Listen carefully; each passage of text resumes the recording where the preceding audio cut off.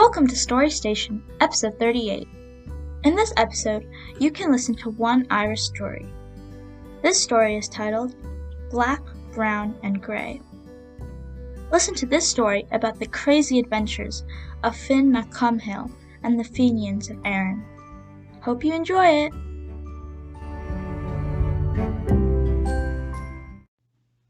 I'll read a story called Black, Brown, and Grey. In a day, Fin MacCumhail was near Tara of the Kings, south of Ballyshannon, hunting with 7 companies of the Fenians of Erin. During the day, they saw 3 strange men coming towards them, and Fin said to the Fenians, "Let none of you speak to them, and if they have good manners, they will not speak to you nor to any man till they come to me."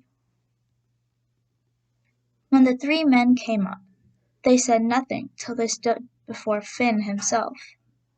Then he asked what their names were and what they wanted. They answered, "Our names are Dub, Tun, and Glasson, or Black, Brown, and Grey. We have come to find Fin MacCumhail, chief of the Fenians of Erin, and take service with him." Fin was so well pleased with their looks that he brought them home with him that evening and called them his sons.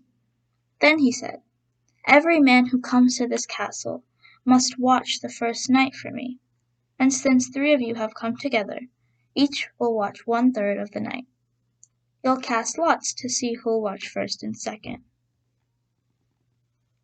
Fin had the trunk of a tree brought, 3 equal parts made of it, and 1 given to each of the men. Then he said, "When each of you begins his watch, he will set fire to his own piece of wood, and so long as the wood burns, he will watch." The lot fell to Dub to go on the first watch. Dub set fire to his log, and then went out around the castle, the dog Bran with him.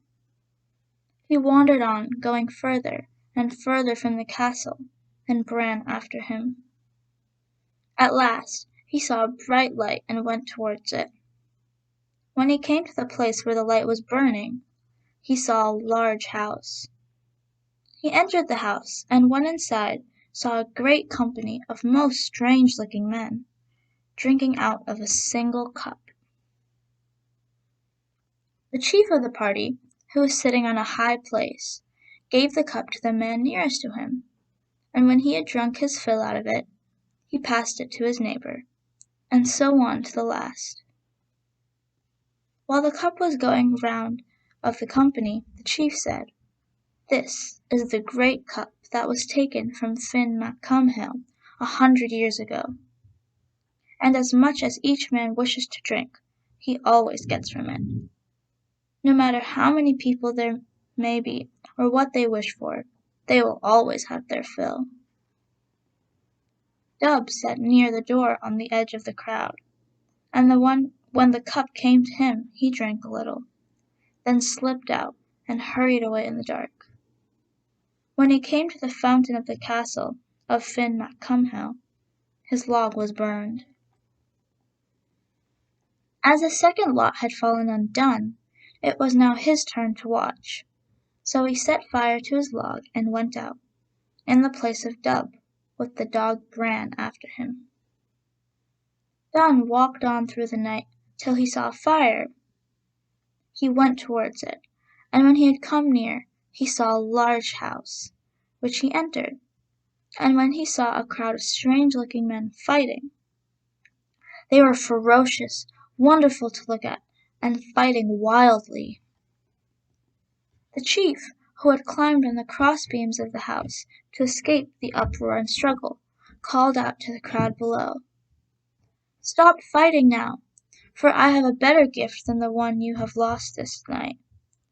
And putting his hand behind his belt, he drew out a knife and held it before them, saying, "Here is the wonderful knife, the small knife of division, that was stolen from Fin MacCumhail 100 years ago.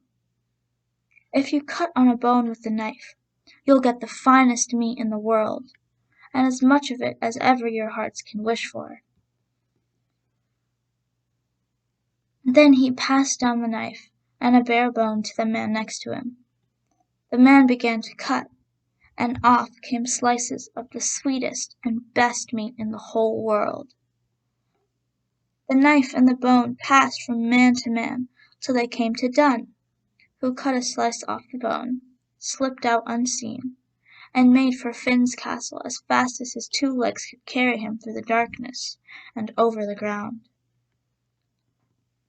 When he was by the fountain at the castle, his part of the log was burned, and his watch was at an end. Now Glasan set fire to his stick of wood, and went out on his watch, and walked forward till he saw the light, and came to the same house that Dub and Dun had visited.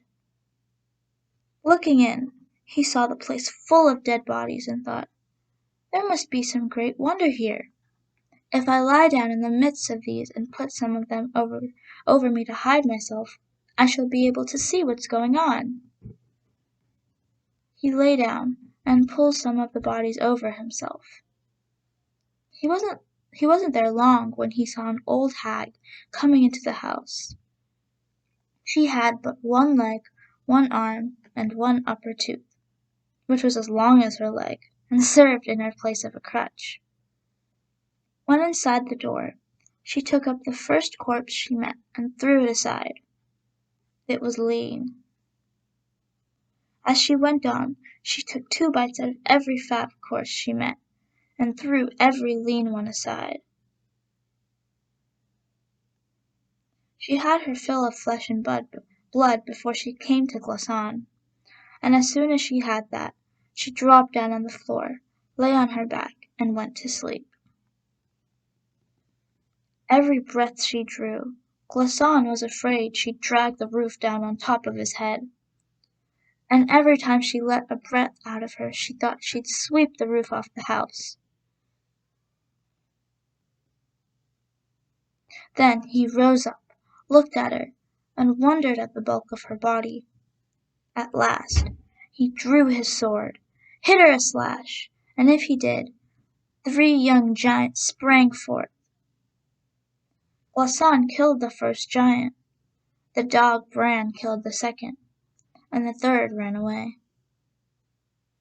Glasan now hurried back, and when he reached the fountain at Fin's castle, his log of wood was burned, and day was dawning. When all had risen in the morning, the Fenians of Erin came out. Fin said to Dub, "Have you anything new or wonderful to tell me after the night's watching?" "I have," said Dub, "for I brought back the drinking cup that you lost 100 years ago. I was out in the darkness watching. I walked on, and the dog ran with me till I saw a light. When I came to the light, I found a house, and in the house a company feasting. The chief was a very old man, and sat on a high place above the rest. He took out the cup and said, 'This is the cup that was stolen from Fin MacCumhail 100 years ago, and it is always full of the best drink in the world. And when one of you has drunk from the cup, pass it on to the next.' They drank and passed the cup till it came to me. I took it and hurried back. When I came here, my log was burned and my watch was finished. Here now is the cup for you," said Dub to Fin MacCumhail. Fin praised him greatly for what he had done, and turning to Dun said, "Now tell us what happened in your watch." "When my turn came, I set fire to the log which you gave me, and walked on. The dog ran following, till I saw a light. When I came to the light, I found a house, in which was a crowd of people, all fighting, except for one very old man on a high place above the rest. He called to them for peace, and told them to be quiet. 'For,' said he, 'I have a better gift for you than the one you lost this night.' And he took out the small knife of division with a bare bone, and said, 'This is the knife that was stolen from Fin MacCumhail 100 years ago. and whenever you cut on the bone with the knife, you'll get your fill of the best meat on the whole entire world." Then he handed the knife and the bone to the man nearest to him, who cut from it all the meat he wanted, then passed it to his neighbor. The knife went from hand to hand till it came to me. Then I took it, slipped out, and hurried away. When I came to the fountain, my log was burned, and here are the knife and bone for you. "You have done a great work, and deserve my best praise," said Fin. "We are sure of the best eating and drinking, as long as we keep the cup and knife." "Now what have you seen in your part of the night?" said Fin to Glasson. "I went out," said Glasson, "with the dog Bran, and I walked on till I saw a light, and when I came to the light I saw a house, which I entered. Inside were heaps of dead men, killed in fighting, and I wondered greatly when I saw them. At last I lay down in the midst of the corpses, put some of them over me, and waited to see what would happen. Soon an old hag came in the door. She had but one arm, one leg, and the one tooth out of her upper jaw, and that tooth was as long as her leg, and she used it for a crutch as she hobbled along. She threw aside the first corpse she met, and took 2 bites out of the second, for she threw every lean corpse away, and took 2 bites out of every fat one. When she had eaten her fill, she lay down on her back in the middle of the floor, and went to sleep. I rose up then to look at her, and every time she drew a breath, I was in dread she would bring down the roof of the house on top of my head, and every time she let out a breath out of her, I thought she'd sweep the roof from the building. So strong was the breath of the old hag. Then I drew my sword, and cut her with a blow. But if I did, 3 young giants sprang up before me. I killed the first, Bran killed the second, but the third escaped. I walked away then, and when I was at the fountain outside, daylight had come, and my log was burned." "Between you and me," said Fin, "it would have been as well if you had let the old hag alone.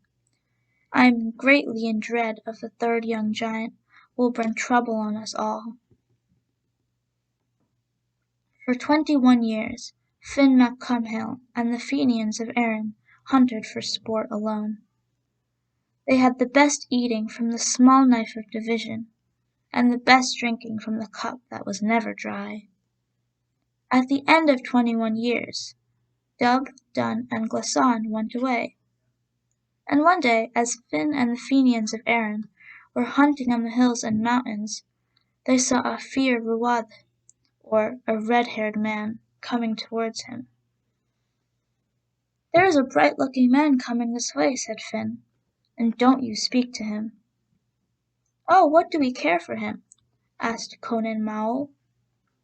"Don't be rude to a stranger," said Fin. The Fir Ruadh came forward and spoke to no man till he stood before Fin. "What have you come for?" asked Fin. "To find a master for 21 years." "What wages do you ask?" inquired Fin. "No wages, but this, that if I die before the 21 years have passed, I shall be buried on Innis Cowl, or Light Island." "I'll give you those wages," said Fin, and he hired the Fir Ruadh for 21 years. He served Fin for 20 years to his satisfaction, but towards the end of the 21st year he fell into a decline, became an old man, and died. When the Fir Ruadh died, the Fenians of Erin said that not a step would they go to bury him, but Fin declared that he wouldn't break his word for any man, and must take the corpse to Innis Cowl. Fin had an old white horse, which he had turned out to find a living for himself, as he could on the hillsides and in the woods. And now he looked for the horse, and found that he had become younger than older, in looks since he put him out. So he took the old white horse, and tied a coffin, with the body of the Firawada in it, on his back. Then they started him on ahead, and away he went, followed by Fin and the 12 men of the Fenians of Erin. When they came to the temple on Fin MacCumhail, there were no signs of the white horse in the coffin, but the temple was open, and in went Fin and the 12. There were seats for each man inside. They sat down and rested a while, and then Fin tried to rise, but he couldn't. He told the men to rise, but the 12 were fastened to the seats, and the seats to the ground, so that not a man of them could come to his feet. "Oh," said Fin, "I am in dread that there is some evil trick played on us." At that moment the Firawada stood before them in all his former strength and youth, and said, "Now is the time for me to take satisfaction out of you for my mothers and brothers." Then one of the men said to Fin, "Chew your thumb to know is there any way out of this." Fin thought to know what he should do.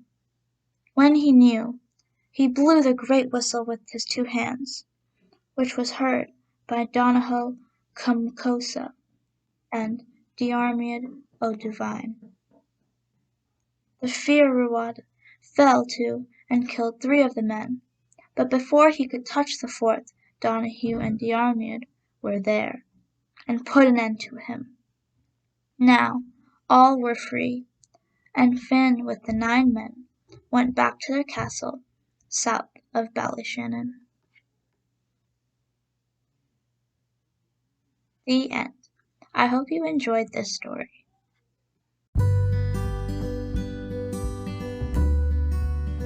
Thank you for listening to Story Station.